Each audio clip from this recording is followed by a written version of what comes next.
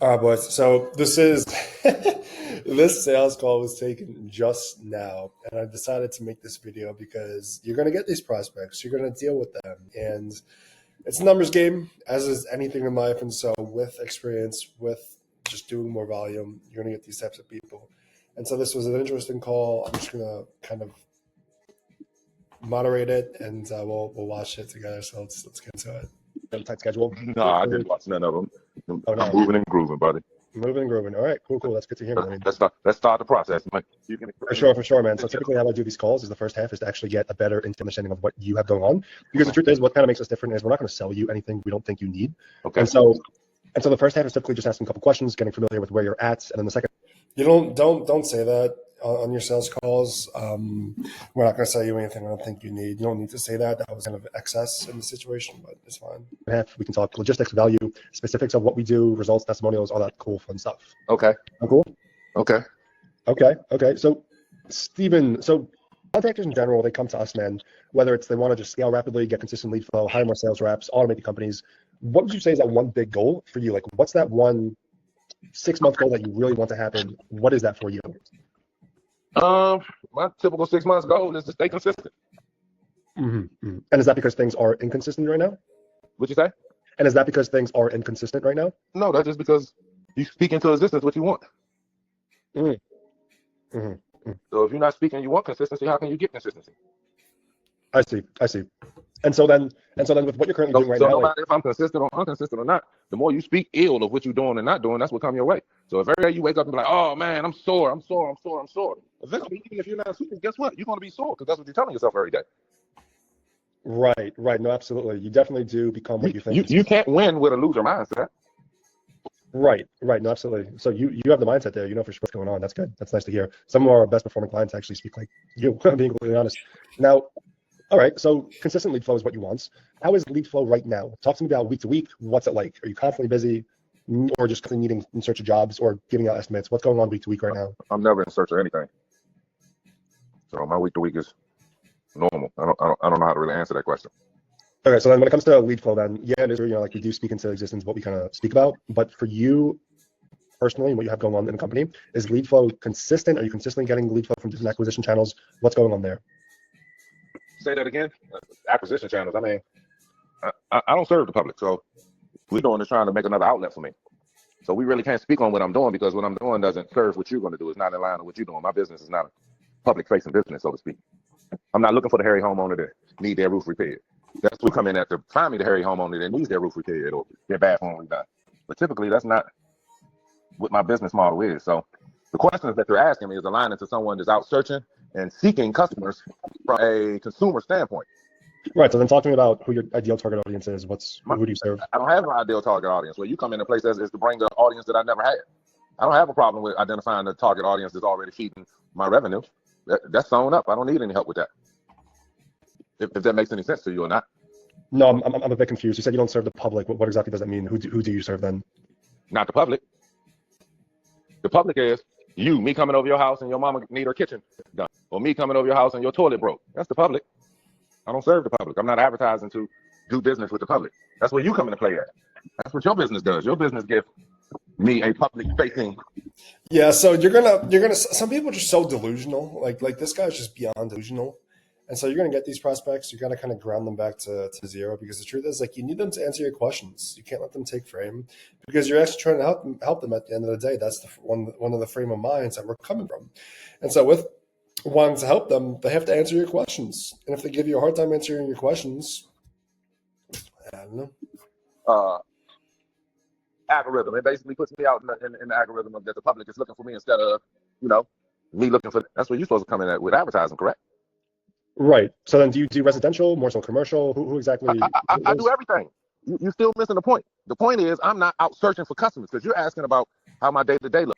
And my day-to-day look doesn't have anything to do with what I'm going to hire you to do, because my day-to-day is already sewn up. Like, I got that under control. That's in the pocket. I need no assistance with that. Where you come in and play at is bringing another revenue stream. In a business, you can have multiple revenue streams and multiple target audiences and multiple different methods of what you're actually bringing in. That's where you come in at, to bring another message. So for me to talk about what I'm already doing kind of irrelevant, because I got that already under control. So, I mean, I'm not I willing to don't, do no, that. no, Stephen, because like I said in the beginning of this call, I'm not going to try and sell you anything I don't think you need, right? So Right, right. it is important for us to understand what you're actively doing for getting clients and Okay. for those channels, So, because so I'm not. So I don't have any clients. Let's start there. Let's make it like that. Let's start over like I don't have any clients. Let's talk on that aspect because that's why I'm hiring somebody to do advertising because I don't have any clients. Let's do that. Opposed to we talk about what I'm doing on the day to day because that's a conflict of interest because what I'm doing on the day to day don't have anything to do with what I'm seeking to hire somebody to do outside what I'm doing on the day to day basis. If that makes sense to you or not. so you're a general contractor. Yeah. Where does the bulk of your work come from? Do you do mostly roofs? Do you do mostly interior I remodels? do mostly all type of work. I do home build outs. I do burnouts. I do everything. Right. So give me You a coming in breakdown. to say that you giving me a platform where customers are reaching me that looking for my services. Correct? That's what you do, right? Right. That's So the understanding that I have. if we were to come into your company and help you kind of get some customers, what exactly would you want us to target? Which service specifically? Because we don't do, it's a niche what we do. Like where does, so that's why I ask where the bulk of your work comes from. Do you mostly do roofs, bathroom remodels? What's the bulk of your work? So you asking what's the bulk of type of work I do because asking where the bulk of work come from is irrelevant because I'm looking for you to bring me work. You understand what I'm saying? Like I think we're missing each other here. I'm looking for you to bring.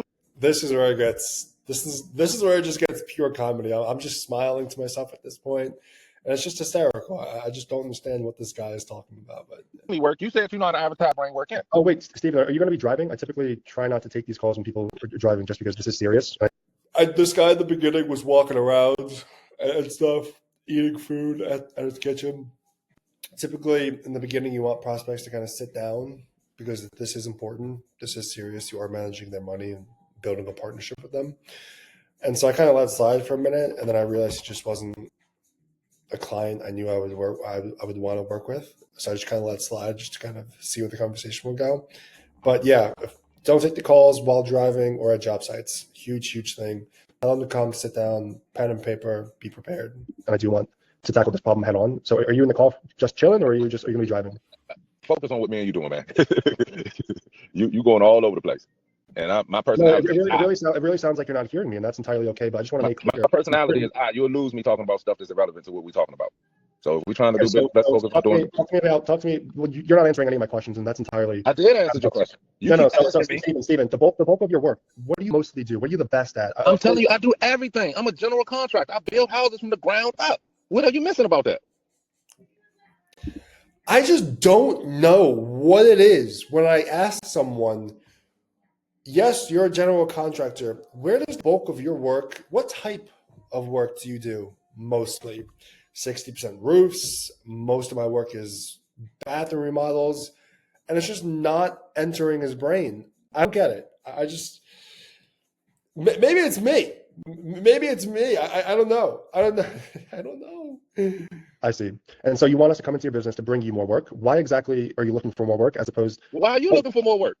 Why are you out farming and looking for more clients? You want to build a bigger database, correct? So how are you getting your clients? Aren't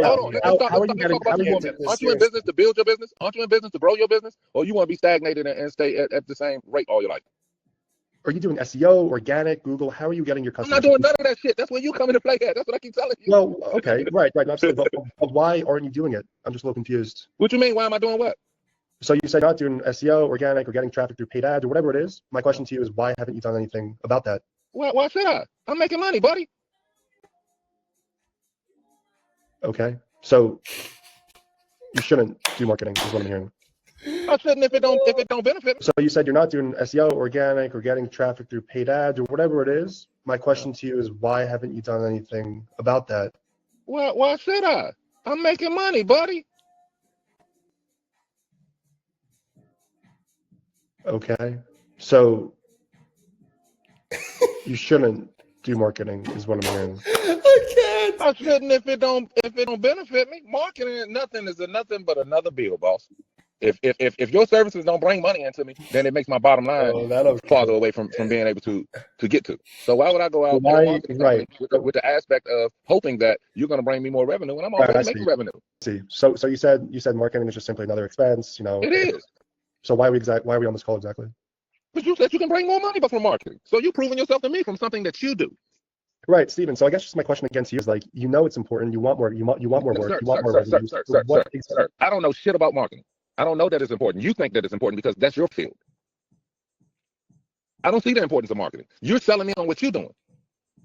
Well, I'm not selling you anything. I'm just asking you questions. That's why I said I'm not selling you anything. But the purpose of this phone call is for you to sell me on your services and to hopefully gain a client. Which Correct. it doesn't look like so far, just because you're not answering any of my questions, and I don't know if I can help you. That's the truth. And this is actually one of the few times where I've experienced, someone just trying to. I'm just trying to ask simple questions about where you're at company-wise, how you're getting your work, because it's important for us to understand. And it's And I told you 100 times, my work is coming. I don't do any advertising. Why not? But you have a nice day, man. You too. Bye. I can't, guys. I mean, that video, that sales call is just hysterical. It's just pure comedy. You're gonna get it. You're gonna get these types of people, and it's just a numbers game. You just got to keep going. Practice on this call too. Try something out. Try something new. If like you're not gonna get this, if you know you're not gonna get the sale, and you know you're not gonna close that person, try something new. Ask some bold questions if you want to take a little bit more risk. But I hope this video explains and shows you guys. This was probably my worst sales call. It's probably my worst sales call, and that's that. But it's funny. You just gotta keep going. All right, I'll see you guys.